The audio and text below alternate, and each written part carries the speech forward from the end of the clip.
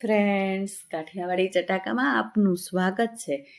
ધીમે ધીમે ઉનાળાની શરૂઆત થઈ ગઈ છે અને દરેક ગૃહિણીને ઉનાળો શરૂ થાય એટલે એક મોટો પ્રશ્ન હેરાન કરતો હોય છે, જે છે કે શું બનાવવું, શેનું શાક બનાવવું.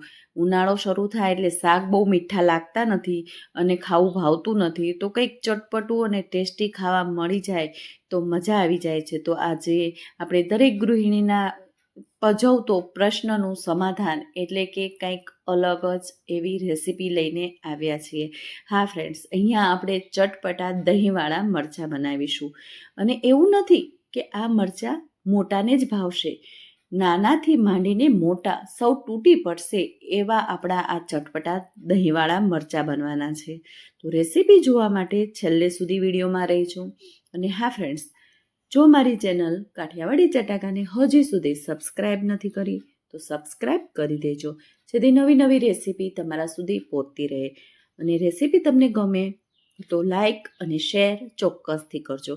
ફ્રેન્ડ્સ, તમે બધા જુઓ તો છો વિડીયો, વ્યૂઝ તો ઘણા બધા આવે છે, રેસીપી કદાચ તમને ઉપયોગી પણ થાય છે, હા, પણ તમે સબસ્ક્રાઈબ નથી કરતા. તો ફ્રેન્ડ્સ, સબસ્ક્રિપ્શન તો તમારા માટે બિલકુલ ફ્રી છે અને જે મારા માટે ઘણું બધું મને પ્રોત્સાહન પૂરું પાડે છે. તો પ્લીઝ સબસ્ક્રાઈબ કરી દેવું. અહીંયા આપણે ચટપટા મરચાં બનાવવા માટે એક પેસ્ટ બનાવવાની છે, જેમાં આપણે આદુ, લસણ અને મરચાં લીધા છે, જે તીખા થોડા આવે છે તે મરચાં લીધા છે. અને હવે આપણે અહીંયા એક મોળું મરચું લેવાનું છે. ફ્રેન્ડ્સ, આપણે જે ચટપટા દહીંવાળા મરચાં બનાવવાના છે એમાં મરચાં છે એકદમ મોળા જ લેવાના છે, જરા પણ તીખા ના હોય તેવા. અને આ રીતે આપણે એક દરદરી પેસ્ટ બનાવવાની છે. એકદમ સરસ પેસ્ટ નથી બનાવી દેવાની, પણ આવી અધકચરી પેસ્ટ બનાવી દેવાની છે. આ પેસ્ટથી દહીંવાળા મરચાંનો સ્વાદ ખૂબ જ સરસ આવે છે. અને અંદાજે 2 ચમચી જેટલી આપણી આ પેસ્ટ બનીને તૈયાર થઈ છે. અહીંયા આપણે 2 ટેબલ સ્પૂન જેટલું તેલ ગરમ કરવા મૂક્યું છે. રાઈ, હિંગ, ત્યારબાદ આપણે જે આદુ, લસણ અને મરચાંની જે પેસ્ટ બનાવી છે તે અંદાજે 2 ચમચી જેટલી એડ કરી દીધી છે. અહીંયા આપણે આદુ, લસણની કચાશ દૂર થઈ જાય ત્યાં સુધી તેને સાંતળવાની છે અને વચ્ચે વચ્ચે હલાવતા રહેવું, કારણ કે આદુ છે તો તળિયે થોડું ચોટે છે, એટલે આપણે તેને હલાવતા રહીશું. તો આ પેસ્ટનો સ્વાદ આ મરચાંમાં ખૂબ જ સરસ લાગે છે. તો આપણે તેને સરસ રીતે મિક્સ કરી દેવાનું છે અને હલાવતા રહી તેને સરસ એવી તેલમાં સાતળી નાખવાની છે, જ્યાં સુધી તેની કચાશ દૂર થઈ જાય ત્યાં સુધી. હવે આપણે મોળા 250 ગ્રામ જેટલા મરચાં લીધા છે, એકદમ મોળા, જરા પણ તીખા ના હોવા જોઈએ, એકદમ ખુલ્લા ખુલ્લા આવે છે, મોટા મોટા ને જાડા મરચાં આવે છે તે લેવાના છે. અહીંયા આપણે કાશ્મીરી મરચાંનો યુઝ નથી કર્યો, પણ જે એક કોલરિયા કહેવામાં આવે છે આ મરચાંને, થોડા જાડા અને થોડા મોટા હોય છે તેવા એકદમ મોળા હોય છે. આ મરચાં જરા પણ તીખા નથી હોતા, એકદમ થોડા મોટા પીસ કરી લેવાના છે અને મરચાંને પણ આપણે તેલમાં સાતળી લેવાના છે. આ મરચાંનો ટેસ્ટ બમણો કરે અને શાકની અવેજી પૂરી પાડે તેવા મરચાં છે. અને તેના માટે આ મોસ્ટ ઇમ્પોર્ટન્ટ કહી શકાય એવું ઇન્ગ્રીડિયન્ટ એટલે કે દહીં છે. તો આપણે 1 વાટકી જેટલું દહીં લીધું છે, તેમાં 2 ચમચી જેટલો ચણાનો લોટ નાખ્યો છે. જો તમારે વધારે મરચાંનો બનાવવાના હોય તો એ પ્રમાણે તમારે દહીં લેવું. તો અહીંયા હું 250 ગ્રામ મરચાંનો યુઝ કરી રહી છું.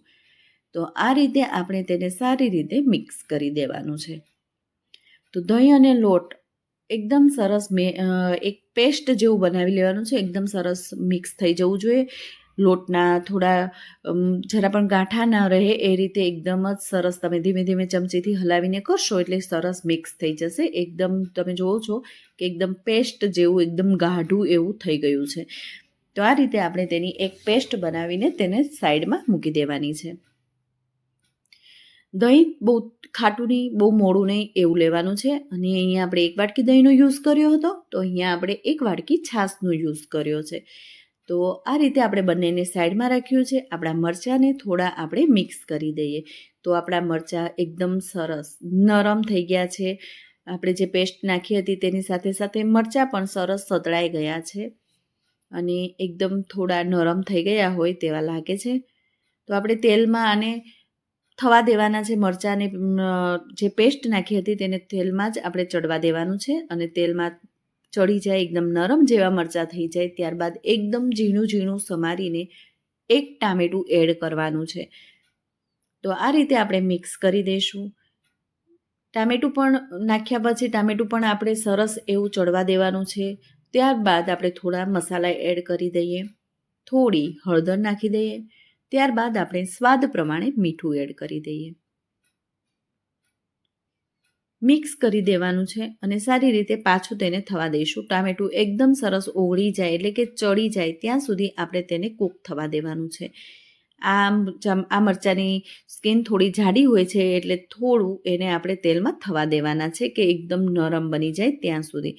હવે ટમેટાનું પાણી છૂટશે એટલે સરસ મરચાં ને બધું ચડી જશે એટલે આપણે તેને ઢાંકણ ઢાંકીને થોડી વાર માટે આમ જ ચડવા દઈશું. થોડી વારમાં થાય ત્યારબાદ આપણે તેને ફરી મિક્સ કરી દઈશું. તમે જોઈ રહ્યા છો આપણે જે આદુ મરચાં લસણની પેસ્ટ નાખી હતી તે મરચાં સાથે એકદમ સરસ રીતે ભળી ગઈ છે અને ટામેટાં પણ એકદમ સરસ ગળી ગયા છે એટલે કે એકદમ ક્રશ થઈ ગયા હોય એવા થઈ ગયા છે. તો અહીંયા આપણા બધું જ સરસ એવું ચડી ગયું હોય એવું લાગે છે. એકદમ મરચાં પણ એકદમ સરસ ચડી ગયા છે. આ રીતે આપણે આટલા તો થવા જ દેવાના છે. 5 મિનિટ સુધી તો આપણે થવા જ દેવાના છે. અહીંયા 1 ચમચી જેટલું કાશ્મીરી લાલ મરચું નાખીશું. મરચું નાખ્યા બાદ તરત જ થોડું હલાવી દેવાનું છે અને જરા પણ વાર કર્યા વગર આપણે જે દહીંની અને ચણાના લોટની પેસ્ટ બનાવી હતી તે એડ કરી દેવાની છે. મરચું નાખો એટલે તરત જ આ પેસ્ટ એડ કરી દેવાની છે, નહીં તો મરચું બળી જશે. એટલે વાર કરવાની નથી, તરત જ આપણે આ દહીં, ચણાના લોટવાળું દહીં અંદર નાખી દેવાનું છે. ફ્રેન્ડ્સ, આ ચટપટા મરચાં એટલે કે મરચાંનું શાક તો તમે બનાવતા જ હશો, પણ આ રીતે દહીંવાળા મરચાં જે બનાવશો તો તમારે શાકની જરૂર નહીં પડે અને તમને એવું થશે કે અઠવાડિયામાં તો 3-4 વાર તો બનાવીને ખાવું જ પડશે અને ખૂબ જ ટેસ્ટી બને છે. નાના છોકરાઓને તો બહુ જ ભાવે છે અને ખૂબ જ ખાટું મીઠું ખૂબ જ સરસ લાગતું હોય છે. તો ચોક્કસથી એકવાર તો આ રેસીપી ટ્રાય કરવા જેવી જ છે. અને હવે આપણે જે છાશ સાઈડમાં રાખી હતી તે છાશ પણ આમાં એડ કરી દેવાની છે. તો 1 વાટકી દહીં અને 1 વાટકી છાશ લીધી હતી.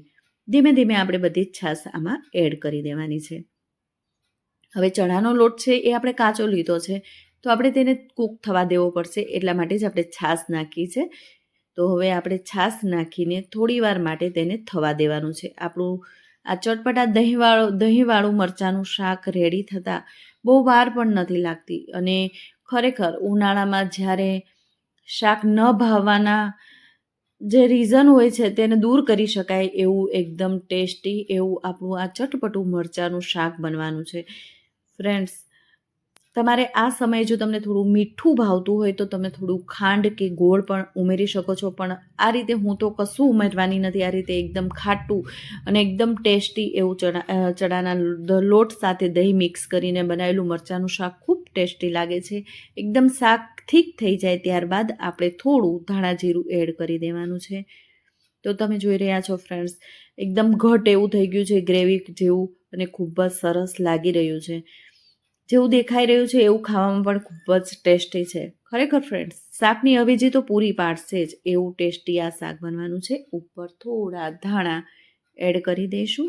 તમે જોઈ રહ્યા છો એકદમ સરસ આપણું શાક બની ગયું છે. તો તેલ પણ સરસ ઉપર આવી ગયું છે અને એકદમ ટેસ્ટી એવું, અને ઉનાળામાં શાકભાજી ઘરમાં ન હોય ત્યારે પણ બનાવી શકો તેવું આપણું આ ચટપટા મરચાંનું શાક રેડી છે. ખરેખર તમારે શાકની જરૂર નહીં પડે અને તમે જો 2 રોટલી ખાતા હશો ને તો 4 રોટલી ખાઈ જશો એવું ટેસ્ટી, એવું એકદમ હેલ્ધી અને એકદમ સરસ એવું આપણું ચટપટા મરચાંનું દહીંવાળું શાક રેડી છે. ફ્રેન્ડ્સ, ખરેખર જો શાકભાજી ઘરમાં ન હોય ને તો એકવાર તો ટ્રાય કરવા જેવું જ છે. ખરેખર તમે બનાવશો ને ગમે તેટલું તો પણ ઓછું પડશે એવું આપણું ટેસ્ટી એવા ચટપટા દહીંવાળા મરચાં રેડી છે. Thank you.